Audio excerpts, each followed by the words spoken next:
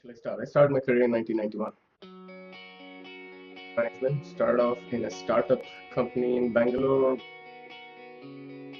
oil and gas. I did a short stint with Shell, Bank of America Merrill Lynch as the platform data architect for their global liquidity platform, Lloyd's twice.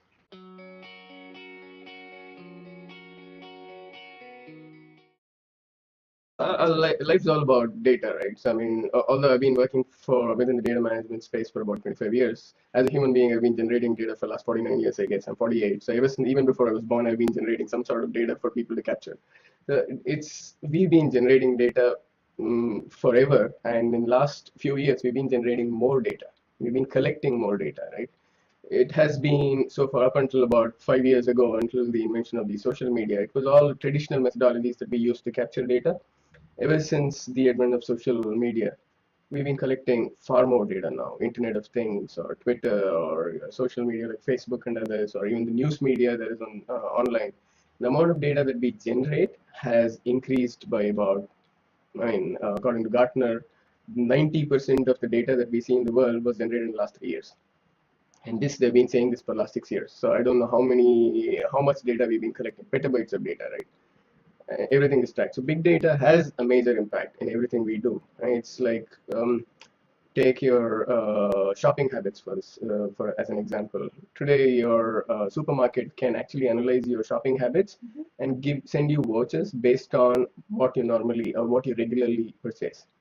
Or let's take your retail bank as another example, where you could save your monthly income. Today, they just do more than keeping your money and allowing you to spend that. They offer you different products. They've got a portfolio of products based on your lifestyle, and they more or less tailor make it for these days with the big data. They tailor make some of the products especially for you based on your activities. They can give you discounts, cashback facilities, or offer you some memberships, club memberships. They can even, based on the number of cars you have in your family, they can offer you discount of free insurance on the car. So it is all tailor-made, bespoke these days. And the next wave is even the medicines. I mean, today if I fall ill, I'm feeling under the weather, I just go to a pharmacy and buy a paracetamol. But tomorrow, the medicines could be bespoke based on your conditions, your makeup. People can come up with medicines that will just work for you. You don't go and buy a generic medicine anymore. So it's the impact of keeping all this data and using it for a better purpose has increased by many folds. Today, we take a retail bank again, because I did a big data implementation for a retail bank. So I can give you more closer, and everybody will have a bank account, right? So you can relate to that much more easily. If you walked into a bank today to deposit money, and if the person in the cash counter, the cashier, knew that you had requested or applied for a car loan, right? He doesn't know that the car loan was approved or not, but he just knows that you had applied for a car loan. This cashier can talk to you about how is your car purchase going. So he can build a relationship, start a conversation. Otherwise, without this information, what would happen if you go into a cash counter, you deposit the money, you smile, you say, hello, how are you doing, and you walk away.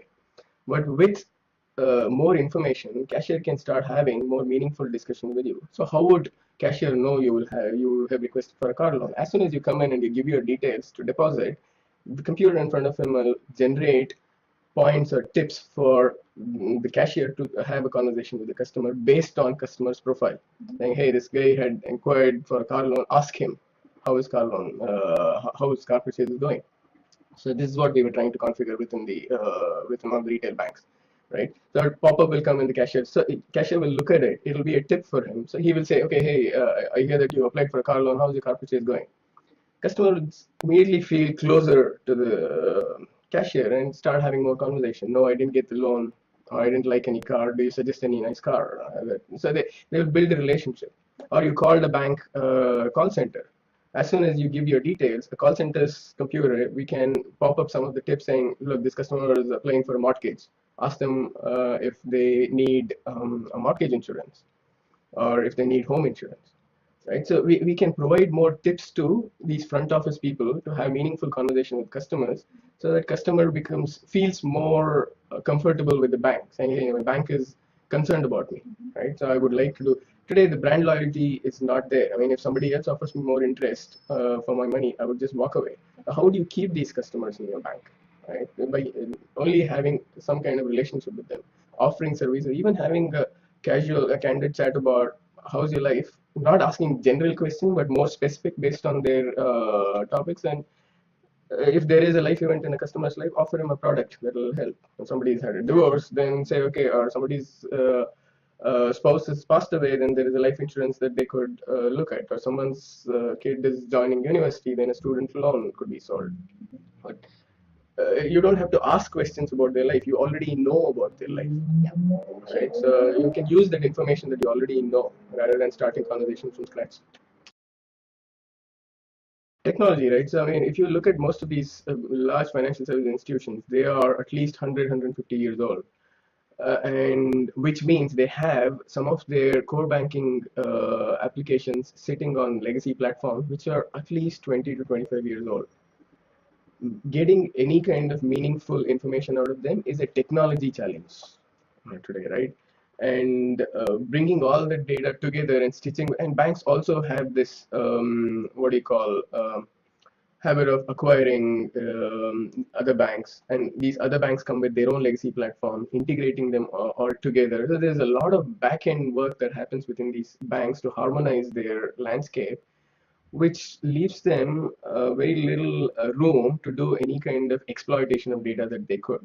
The only department that mostly asks for a big data type of analytics in the bank so far has been marketing teams. Others are now trading teams have started asking, right? Otherwise, trading used to be based on a trader's gut feeling, a portfolio manager's gut feeling, or their ability or their intelligence of where to invest money in, instead of market intelligence.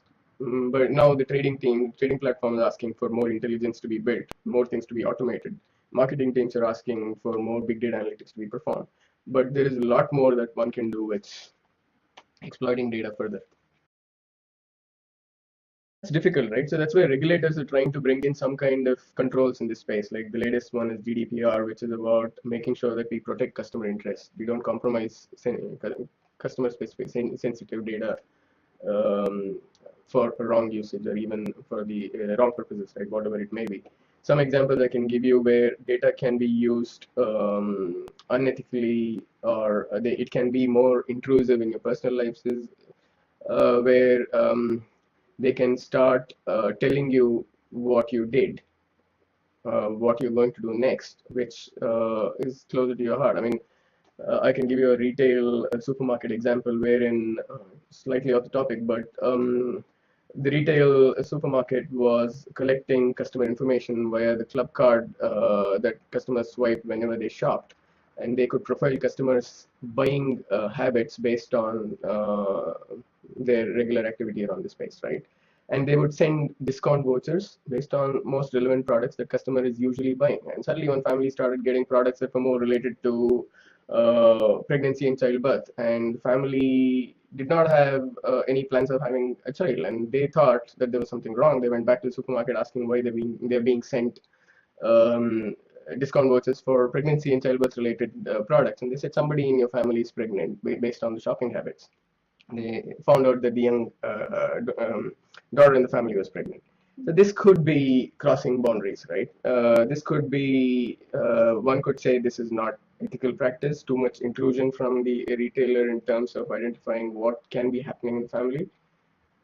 One can debate on either side, but I think there should be some ethical and moral boundaries which people have to exercise when they're exploiting data. We collect all sorts of data. I mean, I was in fraud monitoring side of things as the data architect, and the amount of data we collected on the customer's activity was phenomenal. We knew exactly which restaurant they went to, exactly how much money they spent on a regular basis, on an average. We took the pattern for about a 6 months period. We could basically tell what the customer is going to do the next month, right? So we should know where to stop, and it is very difficult to put rules around this. companies should have their own policies, but regulators are trying with the GDPR in place. That is about making sure that customers' data is protected, and companies are not too intrusive in terms of entering into personal lives of a customer. But how far these things will be effective, we don't know, because again, banks are a business after all, and they want to make more money. They want to make generate more business. And they could use more data than that is ethically allowed or morally allowed. So it's a tricky line to draw. See, there are different streams in this, right? One is becoming a technical expert to know various technologies within the space, like how do I integrate different kinds of data sets, harmonize them, bring them together, and present it to the next set of experts to exploit them. So there are different section of people or specialities within this space. Not everyone can do everything, right? There are people who could prepare the data, or people who could collect the data to start with. People who are experts in collecting social media data. I can go connect to any social media, web scraping, or I can news scraping, anything. I'm a specialist in collecting data for you. That is one stream. There could be another stream where people could come in and say, I can integrate all these data together, stitch them together to help you make a meaningful assessment of this data. Because so data, if you take a social media for example, we all have pseudonames, right? Or most of us, not all of us. So you can't say somebody talking about certain thing is a customer of my bank or not. We can't. There is no way of validating that. But we can identify that this customer probably has an account in the bank. We can identify the kind of age group this customer comes in, and what people. So segmenting and meaningfully cataloging the data becomes more important. So there are people who could come in and say, I'm a specialist in classifying this data in a meaningful catalog. And there are people who would say, I can now help you join this data together. There are people who would then say, I can create models, statistical models that can analyze this data to identify patterns for you. There are people who would say, okay, you've given me presented the patterns, now I'll read to make meaningful business decisions. So there are different kinds of people, right? So if you are the one who are writing models from a technical standpoint, you should know these technical tool sets like R, Python, things. And ideally from a statistical background, if mathematics or statistics as your academic qualification will help. If you are someone who's collecting data from the market, you will need probably Java skills, or again, Python would help in this space. And there are lots of technical tool sets that will help you in crawling through the web, crawling through social media, scraping websites for meaningful data, looking at news items to scrape the data and bring it in. Again, where do you put all these large amount of data sets? You need some scalable commodity hardware. It could be all these NoSQL data platforms like Hadoop or Cassandra or MongoDB. People who know how to manage this, right? The administrators of this, or people who know how to set these things up, how to create. There are several specialities in this space. You have to identify yourself, what you want to do, right?